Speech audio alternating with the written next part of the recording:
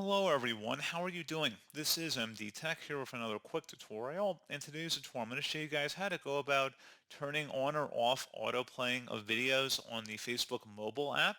So this will work for iOS and Android devices, and basically it can be very useful if you're trying to watch how much data you're using, or maybe you just don't like autoplaying videos showing up on your feed. I have you covered, and without further ado, let's go ahead and jump right into it. So all you have to do is open up the Facebook app and select your profile icon in the top right. Go down to where it says Settings and Privacy to expand that. And then you want to select the Settings button at the top. Underneath Preferences, you want to go down to Media. Go ahead and select that.